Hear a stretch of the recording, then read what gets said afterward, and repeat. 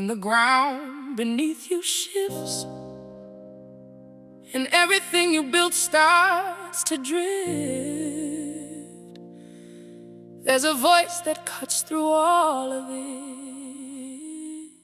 Be still, be still, be still, be still, be still, be still, be still. Be still, be still, be still, be still.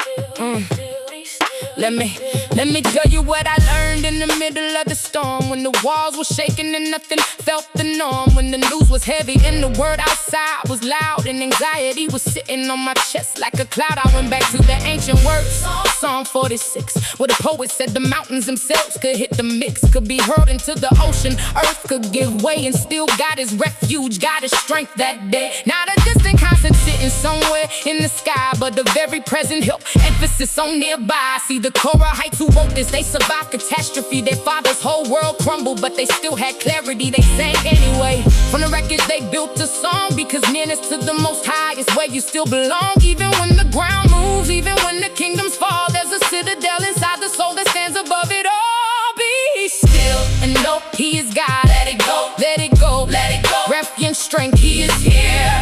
Lord of hosts, ever near, ever near. When the earth gives way, stand firm. In the stillness you will learn. Be still and know He is God.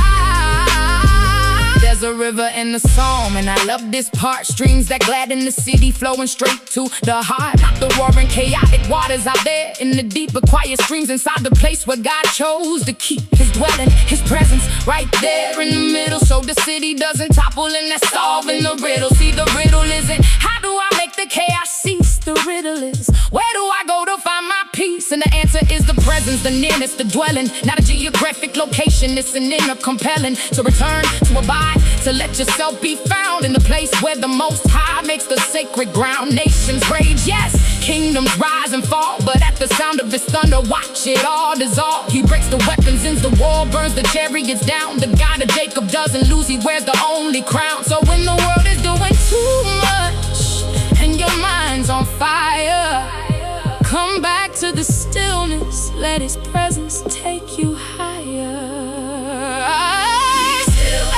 He is God. Let it go. Let it go. Let it go. Refuge, strength. He is here. Lord of hosts, ever near. Hey, when the earth gives way, stand firm. In the stillness you will learn. Be still and know He is God. Be still. Not passive, surrender. Be still. Not weak, just center. Be still. Let go of the striving.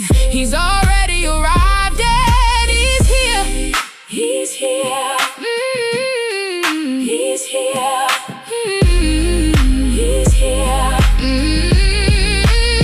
Here's what He still actually means, cause people get it twisted. It's not do nothing, it's stop pretending that you've listed every variable, every outcome, every possible threat. Stop white knuckling the life you haven't fully trusted yet. The command is surrender, not passivity. Hear me clear, it's recognizing who is actually sovereign here. You were never meant to be the shepherd and the sheep, the architect, the builder, and the one who has to keep every single thing together by the force of your own will. That's the exhaustion, that's the mountain, that's the thing the psalm can heal. Be still and know to move, stillness and knowing. Stop the frantic striving, let the recognition start growing that He is God, exalted over nations and the earth. And what looks hidden now will one day show its worth. The Lord of hosts is with us. That refrain runs twice, not coincidence. The poet knew we'd need to hear it twice. So when fear rises, say it, let it anchor your soul. God is my refuge and my strength, and that makes me whole. The city of God is in you, protected by His care. Be still enough to feel it and know that He is there.